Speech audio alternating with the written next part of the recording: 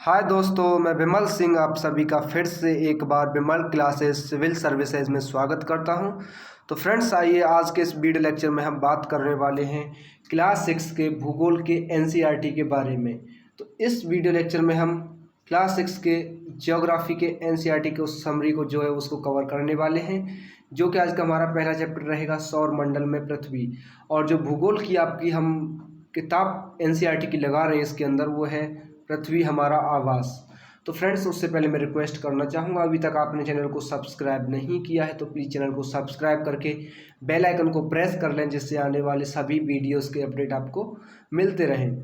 तो friends, WhatsApp group का link आपको डिस्क्रिप्शन बॉक्स में मिल जाएगा, वहाँ से आप ज्वाइन कर सकते हो। वहाँ पे टेलीग्राम ग्रुप का भी लिंक वहाँ पे अवेलेबल है, जहाँ पे आपको पर डे क्विज भी करवाया जाएगा, तो उसको भी आप ज्वाइन कर सकते हो। तो फ्रेंड्स, जितना लोग आप वीडियो पे सपोर्ट करेंगे, हमें चैनल पे सपोर्ट करेंगे, तो उतना ही जल्दी हम सिलेबस को भी कवर करते चलेंगे। उससे फ्रेंड्स, वीडियो स्टार्ट करने से पहले मैं बताना चाहूँगा आपको कि समरी कंप्लीट करने के बाद फिर हम पूरी बुक का एक साथ जितनी भी एक्सरसाइज है उनको कवर करेंगे। चलिए फ्रेंड्स, वीडियो को स्टार्ट करते हैं। तो पहला टॉपिक है फ्रेंड्स हमारा सौर मंडल में पृथ्वी। तो सौर मंडल में पृथ्वी में मैंने फैक्ट के तौर पे आपका समरी को तैयार किया है। तो फ्रेंड्स, साथ के साथ नोट्स को बनाते चलिएगा। तो यहाँ पे कहा गया है कि यह पूर्ण चंद्रमा वाली रात या पूर्णिमा होती है, यानी कि पूर्ण चंद्रमा वाली रात या पूर्णिमा होती है। जो पूर्ण चंद्रमा जब हमारा दिखाई देता है तो उसको हम बोलते हैं पूर्णिमा, ठीक है। ठीक उसी के 15 दिन के बाद वहाँ आप नहीं देख सकते हैं, यानी कि उसके 15 दिन के बाद हम उस चंद्रमा को पूर्ण रूप से नहीं देख सकते हैं। पूर्ण चंद्रमा जो निकलता है हमारा, उसको हम 15 दिन के बाद नहीं देख सकते हैं।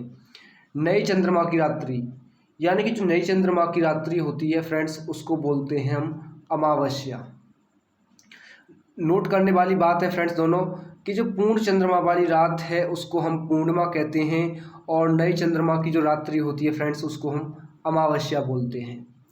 आगे देखिए, सूर्य, चंद्रमा तथा वे सभी वस्तुएं जो रात के समय आसमान में चमकती हुई नजर आती हैं, उन्हें खगोलीय पिंड कहते हैं। यानी कि हमारे आसमान में जो सूर्य है, चंद्रमा है, और जितनी भी सभी वस्तु हैं जो हमें रात में दिखाई देती हैं या दिन में दिखाई देती हैं, जो भी सभी चीज़ें आसमान में चमकती हुई नजर आती हैं, उनको हम खगोलीय पिंड की संज्ञा देते हैं। आगे देखिए, कुछ खगोलीय पिंड बड़े आकार वाले तथा गर्म, यानी कि जो कुछ खगोलीय पिंड हैं, एक तो बड़े आकार के होते हैं, गर्म भी हो सकते हैं, और ये गैसों से बने होते हैं, ठीक है। बड़े हो सकते हैं, गर्म भी होते हैं, और एक गैसों से निर्मित होते हैं, गैसों से बने होते हैं, और इनके पास अपनी ऊष्मा और प्रकाश होता है। इनके पास जो खगोलीय पिंड होते हैं, इनके पास खुद की अपनी ऊष्मा और प्रकाश होता है, जिसे वे बहुत बड़ी मात्रा में उत्सर्जित करते हैं। जिनके पास जो खुद का ऊष्मा और प्रकाश होता है, ऊर्जा और प्रकाश जो होता है, उसे वो बहुत ही बड़ी मात्रा में उत्सर्जित करते हैं। इन खगोलीय पिंडों को क्या बोलते हैं फ्रेंड्स? तारा बोलते हैं, यानी कि स्टार्स कहते हैं। तो हमारा जो सूर्य है वो भी एक प्रकार का स्टार है, एक प्रकार का तारा है। आगे देखिए,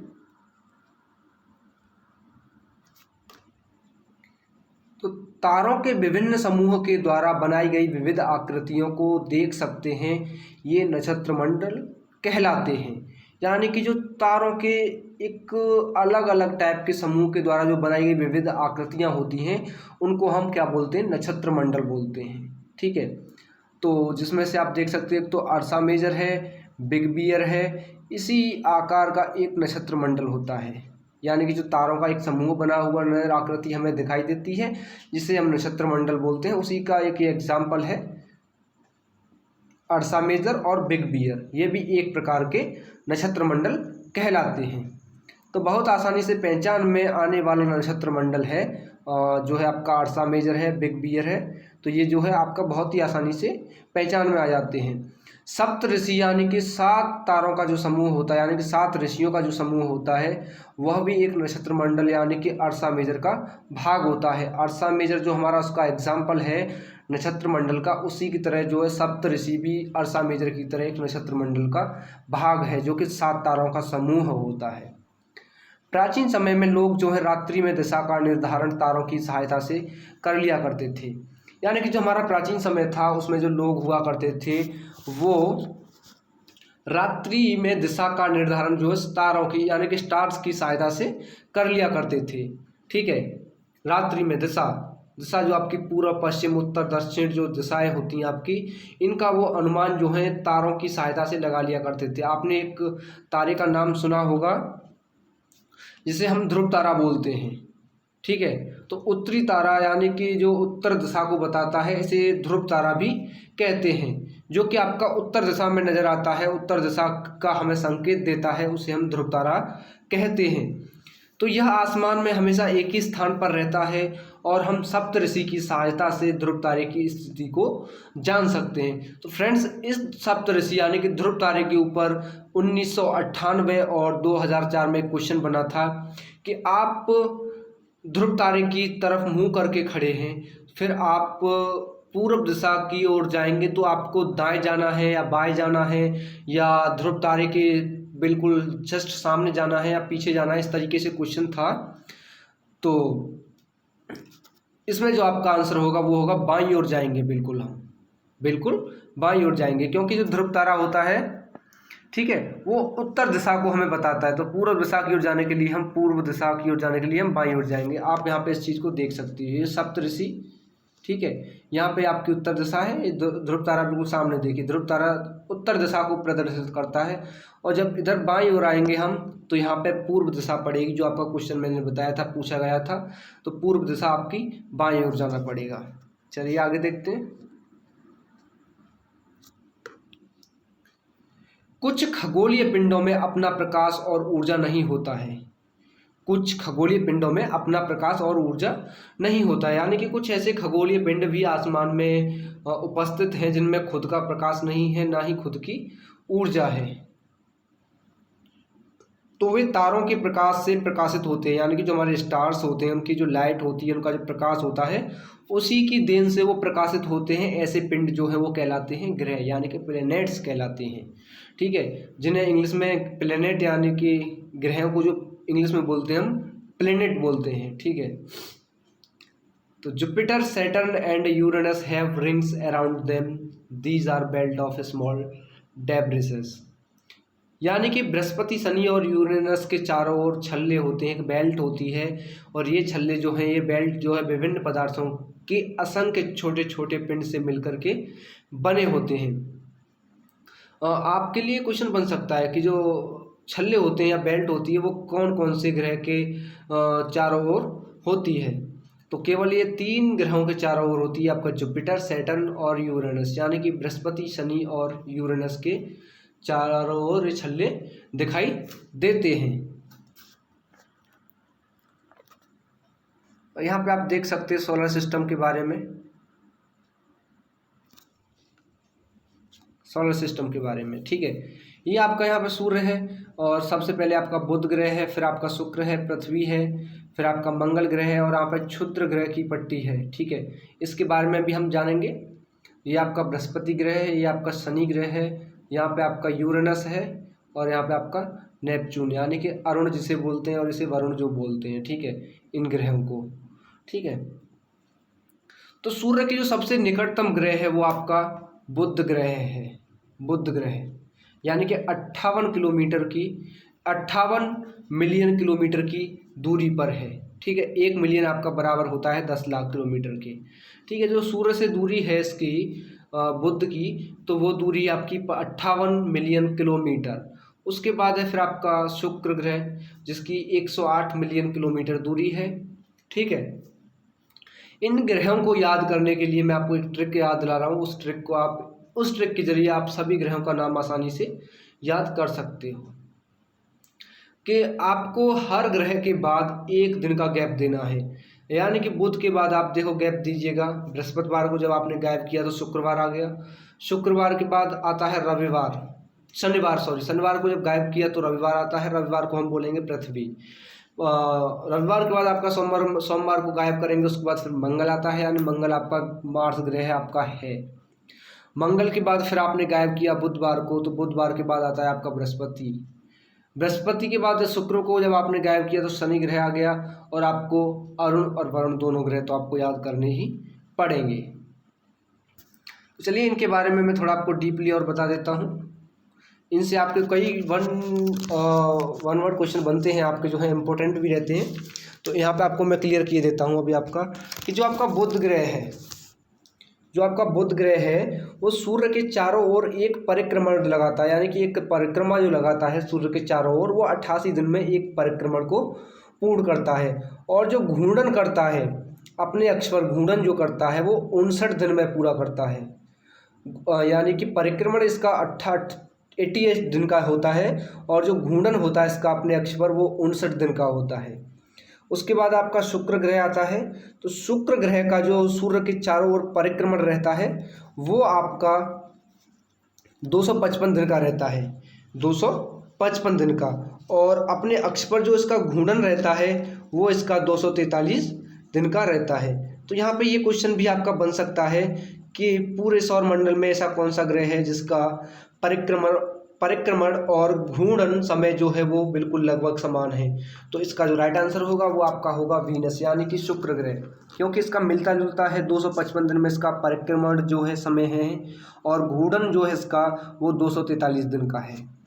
तो इसके बाद पृथ्वी का आता है। तो पृथ्वी का जो सूर्य के चारों ओर घूर्णन रहता है वो 365 दिन का परिक्रमण रहता है, सॉरी घूर्णन नहीं, परिक्रमण। पृथ्वी का जो परिक्रमण काल रहता है सूर्य के चारों ओर वो 365 दिन होता है। और अपने अक्ष पर जब पृथ्वी घूर्णन करती है वो 1 दिन का समय लेती है, 1 दिन के समय में वो अपने अक्ष पर घूर्णन कर लेती है। और इसके जो उपग्रह की संख्या होती है, इसका जो चंद्रमा की संख्या है पृथ्वी पर वो 1 है। कितनी है? 1। इसके बाद आता है आपका मंगल ग्रह, यानी कि मार्स। तो जो सूर्य के चारों ओर एक परिक्रमण रहता है, मंगल ग्रह का परिक्रमण समय वो 687 दिन का रहता है। और ये अपने अक्ष पर जो घूर्णन करता है, तो इसके घूर्णन में करने का जो समय लगता है इसको 1 दिन का समय लगता है अपने अक्ष पर घूर्णन करने का। और इसमें जो उपग्रह यानी कि सैटेलाइट यानी कि चंद्रमा की संख्या है इसमें मंगल ग्रह पे, तो वो 2 है। कितनी है? 2। इसमें मून्स जो है 2 है। तो ये 4 ग्रह आपका, नंबर 1 आपका बुध, नंबर 2 आपका शुक्र, नंबर 3 आपका पृथ्वी, और नंबर 4 आपका मंगल। ये 4 ग्रह कहलाते हैं आंतरिक ग्रह। आंतरिक ग्रह उनको बोलते हैं जो सूर्य के सबसे बहुत नज़दीक होते हैं और जो चट्टानों से मिलकर के बने होते हैं। ये 4 ग्रह हैं, आंतरिक ग्रह कहलाते हैं। इसके बाद आता है आपका 5वें नंबर पर बृहस्पति, यानी कि जुपिटर। तो जुपिटर आता है आपका 5वें नंबर पर। तो जुपिटर का जो सूर्य के चारों ओर परिक्रमण काल रहता है वो लगभग 12 साल का रहता है। और ये अपने अक्ष पर जो घूर्णन करता है वो 9 घंटे 56 मिनट में पूर्ण कर लेता है, घूर्णन जो करता है। ठीक है। और इस पर जो चंद्रमाओं की संख्या है वो है 16। कितनी है? 16। इस पर चंद्रमाओं की संख्या 16 है। परिक्रमण काल इसका लगभग 12 साल है, और अपने अक्ष पर इसका घूर्णन समय जो है वो 9 घंटे 56 मिनट का रहता है। इसके बाद आता है आपका शनि ग्रह। तो शनि के जो सूर्य के चारों ओर का एक परिक्रमण समय रहता है वो 29 साल 5 महीने का रहता है। और शनि ग्रह जो है वो अपने अक्ष पर घूर्णन जो करता है वो 10 घंटे 40 मिनट में पूर्ण कर लेता है। और इस पर चंद्रमाओं की जो संख्या है आपके एनसीईआरटी के मुताबिक, जो एनसीईआरटी में बताया गया है वो 30 से अधिक बताया गया है। 30 भी हो सकता है, 30 से अधिक भी हो सकता है, तो कन्फर्म नहीं है, केवल एक अप्रॉक्स इसकी बताया गया है 30 से अधिक। ठीक है। उसके बाद आपका 7वें नंबर पर आता है यूरेनस, यानी कि अरुण। तो यूरेनस जो है आपका वो सूर्य के चारों ओर एक परिक्रमण जो समय रहता है उसका वो 84 वर्ष का रहता है, 84 साल का रहता है। और अपने अक्ष पर जो उसका घूर्णन रहता है वो 17 घंटे 14 मिनट का रहता है। और चंद्रमा की जो संख्या है इस पर भी लगभग 17 है, 17 हो सकती है, 17 से अधिक हो सकती है, लगभग में है। इसके बाद आता है आपका वरुण ग्रह, यानी कि नेपच्यून। तो सूर्य के चारों ओर इसका परिक्रमण काल जो रहता है वो 164 साल का है। और जो अपने अक्ष पर ये घूर्णन करता है, घूर्णन जो काल है इसका वो 16 घंटे 7 मिनट का रहता है। और इस पर चंद्रमाओं की संख्या जो है वो 8 है। चंद्रमाओं की संख्या इस पर 8 है। तो इन चारों ग्रहों को बृहस्पति, शनि, यूरेनस और नेपच्यून, इनको बोलते हैं बाह्य ग्रह। बाह्य ग्रह उन्हें बोलते हैं जो सूर्य से बहुत दूरी पर होते हैं और बहुत बड़े आकार के होते हैं। और ये जो बड़े आकार के होते हैं और ये गैस और तरल पदार्थों से मिलकर के बने होते हैं, तो इनको बोलते हैं बाह्य ग्रह। ठीक है, चलिए तो आगे देखते हैं। आगे है आपका सोलर सिस्टम यानी कि सौर मंडल। तो सौर मंडल में देखिए कि पौराणिक रोमन कहानियों में, पौराणिक रोमन जो कहानियाँ हुआ करती थीं उनमें सोल बोला गया है सूर्य के देवता को। सोल है इसमें जो है, सोल का मतलब है सूर्य का देवता। सौर्य का जो शाब्दिक अर्थ है वो सूर्य से संबंधित है। ठीक है, यानी मैंने बताया अभी सोल का सूर्य का देवता, सूर्य देवता को कहा जाता है सौल जो है। इसमें सौर का मतलब वही हो गया सूर्य से संबंधित, इसलिए सूर्य के परिवार को सौर मंडल यानी कि सोलर सिस्टम कहा जाता है। हमारे इतिहास में एक प्राचीन खगोल शास्त्री हुए थे जिनका नाम था आर्यभट्ट के नाम से, जिन्हें हम जानते हैं, प्रसिद्ध खगोल शास्त्री हुए हैं। तो उन्होंने ही बताया था कि जो सभी ग्रह हैं, जो हमारे सभी प्लैनेट्स हैं और चंद्रमा परावर्तित सूर्य के कारण चमकते हैं। जो सूर्य का प्रकाश होता है वो जब हमारी आंखों पर परावर्तित होता है तो उसी के कारण जो है ग्रह और चंद्रमा चमकते हैं। ठीक है, इनका अपना प्रकाश या ऊर्जा नहीं होती है शुमा, ये केवल सूर्य का प्रकाश जब हमारी आंखों पर परावर्तित होता है तो परावर्तित होता है तब हमें ये नज़र आते दिखाई देते हैं चमकते हुए। ठीक है, आर्यभट्ट ने, तब हमारी फिजिक्स वगैरह जो है आपकी साइंस यानी कि विज्ञान नहीं थी उस टाइम पे, तब इन्होंने आर्यभट्ट ने ये बात को सिद्ध किया था, अपने शास्त्रों में लिखा था। तो सौर मंडल में सौर मंडल सूर्य, 8 ग्रह, उपग्रह और कुछ अन्य खगोलीय पिंड जैसे कि आपका क्षुद्र ग्रह, उल्का पिंड, इनसे मिलकर के सौर मंडल का निर्माण होता है। यानी कि आपसे क्वेश्चन बन सकता है सौर मंडल का निर्माण किससे होता है, तो आपका जो है दे सकता है सूर्य है, 8 ग्रह हैं आपके, उपग्रह हैं और आपके इसमें कुछ खगोलीय पिंड हैं, क्षुद्र ग्रह हैं, उल्का पिंड हैं। इन सभी का मिश्रण जो होता है वो एक सौर मंडल का निर्माण करता है, उसे हम सौर परिवार का भी नाम देते हैं। आगे देखिए,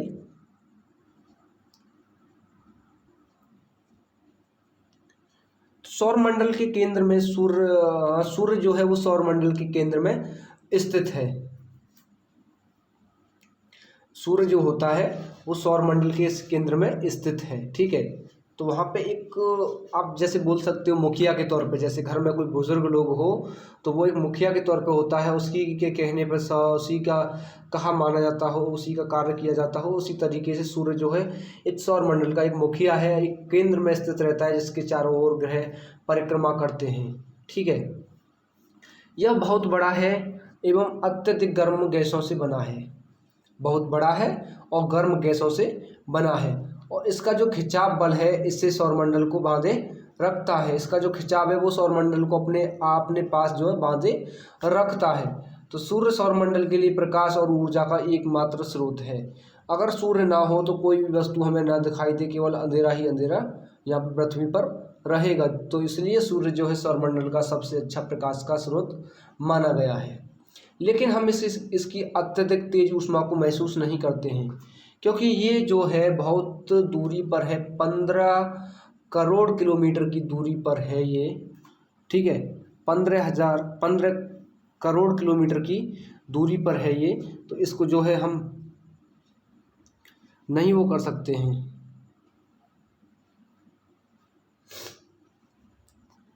क्योंकि सबसे नज़दीक का तारा होने के बावजूद हम इससे बहुत दूर हैं।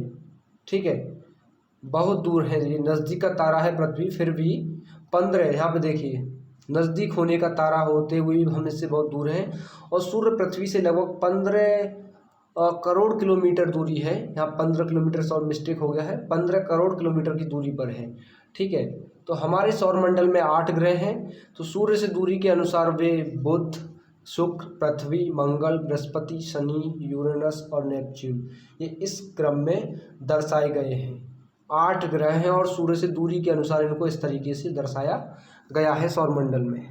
आगे देखिए, तो शुक्र को पृथ्वी का जुड़वा ग्रह माना जाता है, क्योंकि इसका आकार जो है और आकार और आकृति लगभग पृथ्वी के ही समान मानी जाती है। ठीक है, जो आपका शुक्र ग्रह होता है उसको पृथ्वी का जुड़वा ग्रह माना जाता है, क्योंकि इसका जो आकार होता है और इसकी जो आकृति होती है वो बिल्कुल लगभग समान ही रहती है। और अभी तक प्लूटो भी एक ग्रह माना जाता था, परंतु अंतर्राष्ट्रीय खगोलीय संगठन इंटरनेशनल एस्ट्रोलॉजी ऑर्गेनाइजेशन ने एक अपनी बैठक की थी 2006 में, और उसका यह निर्णय लिया गया कि कुछ समय पहले खोजे गए अन्य खगोलीय पिंड 2003 UV 313 सीरस और प्लूटो, इन सभी को बौने ग्रह कहे जा सकते हैं, लेकिन इनको ग्रहों में नहीं रखा जा सकता है, केवल इनको बौने ग्रह की संज्ञा दी गई है। जो संगठन हुआ, एक बैठक हुई 2006 में, तो उसका निर्णय था कि 2003 जो आपका जो खगोलीय पिंड है 2003 UV 313 सीरस है, प्लूटो है, बौने ग्रह हैं, इन सभी को बौने ग्रह की संज्ञा दी गई थी। अब बात करते हैं हम आपके पृथ्वी के बारे में। पृथ्वी के बारे में बात करते हैं तो पृथ्वी के बारे में देखिए, पृथ्वी सूर्य से दूरी के हिसाब से तीसरा ग्रह है। ये सभी को पता है कि सूर्य से जो पृथ्वी है वो तीसरे नंबर पर आती है, और आकार में यह पांचवा सबसे ऐसा बड़ा ग्रह है जो ध्रुवों के पास सबसे बड़ा पांचवें नंबर पर। जितने भी हमारे ग्रह हैं सौरमंडल के अंतर्गत, उनमें सबसे बड़ा पांचवा ग्रह माना जाता है पृथ्वी को, और ये ध्रुवों के पास थोड़ी सी चपटी हुई भी है। हमारे जो ध्रुव हैं उनसे थोड़ी सी पास में नज़दीक भी मानी जाती है, और यही कारण है कि इसके आकार को भू आब कहा जाता है। भू आब का अर्थ होता है पृथ्वी के समान आकार। भू आब, ठीक है, भू आब का मतलब होता है पृथ्वी के समान आकार की कोई वस्तु, जिसे हम भू आब कहते हैं। तो जीवन के लिए अनुकूल परिस्थितियां संभवतः केवल पृथ्वी पर ही हमें पाई जाती हैं। जीवन के अनुकूल परिस्थितियां जैसे कि आपका वायु है, जो कि जीवन के लिए आवश्यक है। वायु में जीवन के लिए आवश्यक गैसें हैं, ऑक्सीजन मौजूद भी है इस पे। तो यानी कि पृथ्वी पर हमें अनुकूल जीवन जीने के लिए परिस्थितियों के अनुकूल जो है इस पे वस्तु हमें पाई गई, ठीक है। जो कि वायु है आपका जीवन के लिए आवश्यक है, गैस में ऑक्सीजन है आपकी इस पे मौजूद, और इन्हीं कारण से पृथ्वी जो है सौरमंडल का सबसे अद्भुत ग्रह जो है माना जाता है। आगे देखिए, आगे आपका अंतरिक्ष से देखने पर पृथ्वी नीले रंग की दिखाई पड़ती है।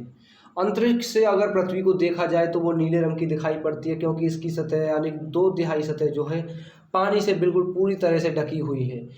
2/3 भाग पर इस पर पानी है, इसीलिए इसको अंतरिक्ष से देखने पर ये जो हमें नीली दिखाई पड़ती है। इसीलिए इसको नीला ग्रह भी हम कह सकते हैं और कहा भी जाता है।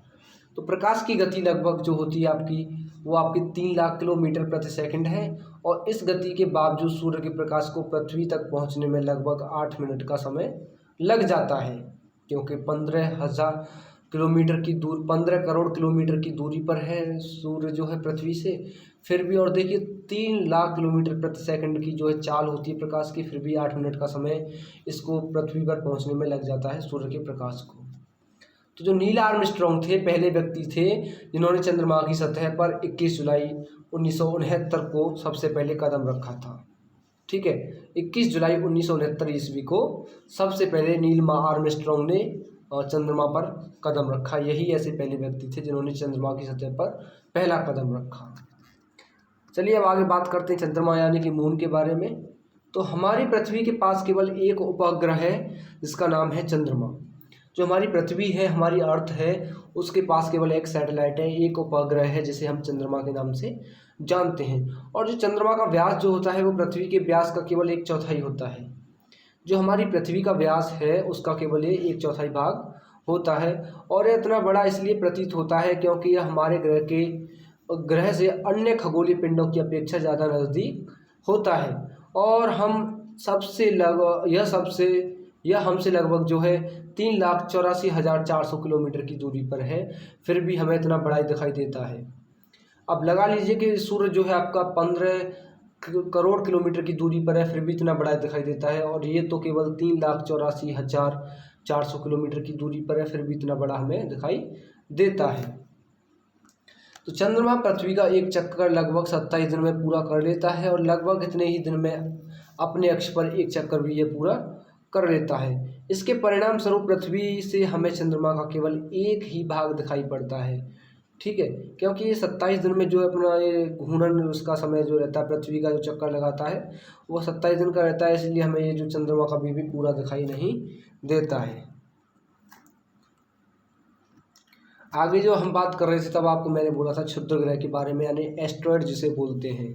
ठीक है, तो ग्रहों, उपग्रहों और इनके अतिरिक्त जो असंख्य छोटे छोटे पिंड हैं जो सूर्य के चारों ओर चक्कर लगाते हैं, इन पिंडों को क्या बोलते हैं हम? क्षुद्र ग्रह। यानी कि ग्रह, उपग्रह और जो अतिरिक्त इनके भी अतिरिक्त ग्रह उपग्रह के अतिरिक्त जो हमारे छोटे छोटे असंख्य पिंड हैं जो सूर्य की ओर चक्कर लगा रहे हैं, उन्हें हम बोलते हैं, उन पिंडों को क्षुद्र ग्रह बोलते हैं। और ये मंगल और बृहस्पति की कक्षाओं के बीच पाए जाते हैं। ठीक है, और वैज्ञानिकों के अनुसार क्षुद्र ग्रह के ही भाग होते हैं। वैज्ञानिकों के अनुसार क्षुद्र ग्रह के ही भाग होते हैं।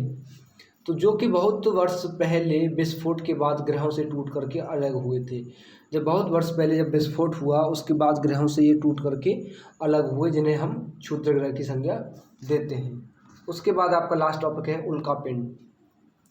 तो उल्कापिंड फ्रेंड्स उसे बोलते हैं कि सूर्य के चारों ओर चक्कर लगाने वाले पत्थरों के छोटे छोटे टुकड़ों को उल्कापिंड कहते हैं। यानी कि सूर्य के जो चारों ओर छोटे छोटे पत्थर के टुकड़े जो होते हैं वो चक्कर लगाते हैं, परिक्रमा के तौर पे चक्कर लगाते हैं, उनको बोलते हैं हम उल्कापिंड। कभी कभी पृथ्वी के ये इतने नज़दीक आ जाते हैं कि इनकी प्रवृत्ति पृथ्वी पर गिरने की होती है। ठीक है, इतने नज़दीक आ जाते हैं कि पृथ्वी पर इनके गिरने की प्रवृत्ति ज़्यादा रहती है, क्योंकि पृथ्वी का एक अपना गुरुत्वाकर्षण बल होता है जिससे वो अपनी ओर खींचने की शक्ति रखती है, एक ताकत रखती है अपनी ओर खींचने की। तो ये जो है पृथ्वी पर इनके गिरने की प्रवृत्ति जो है इनकी गिरने की ज़्यादा रहती है। तो ये जो था आपका पहला चैप्टर था आपका, तो ये चैप्टर फ्रेंड्स आपका कंप्लीट हुआ। अगर आई होप आपको वीडियो पसंद आया होगा। तो फ्रेंड्स अगर वीडियो आपको पसंद आया होगा तो फ्रेंड्स वीडियो को लाइक कीजिएगा और फ्रेंड्सों के साथ शेयर कीजिएगा। और अभी तक आपने चैनल को सब्सक्राइब नहीं किया तो प्लीज़ चैनल को सब्सक्राइब करके बेल आइकन को भी प्रेस कर लें, जिससे आने वाले वीडियोज़ के अपडेट आपको मिलते रहे। और आप लोगों का जितना सपोर्ट इस वीडियो पर रहेगा उतना ही जल्दी हम सिलेबस को भी कवर करते चलेंगे अच्छे तरीके से। और फ्रेंड्स मैंने 2 हिस्ट्री के चैप्टर भी कंप्लीट करा दिए हैं, जिनका लिंक मैं आपको डिस्क्रिप्शन बॉक्स में दे दूंगा, वहां से आप उनको भी देख सकते हो। व्हाट्सएप ग्रुप का लिंक आपको यहाँ मिल जाएगा नीचे डिस्क्रिप्शन बॉक्स में, वहां से आप ज्वाइन कर सकते हो। अगर आप डेली क्विज भी करना चाहते हो तो आप हमारे टेलीग्राम चैनल को ज्वाइन कर सकते हो, जिसका लिंक मैं आपको डिस्क्रिप्शन बॉक्स में दे दूँगा। तो चलिए फ्रेंड्स, मिलते हैं आपको कल एक नई वीडियो के साथ। आज के लिए इतना ही। तो फ्रेंड्स अपना सपोर्ट बनाइएगा। धन्यवाद।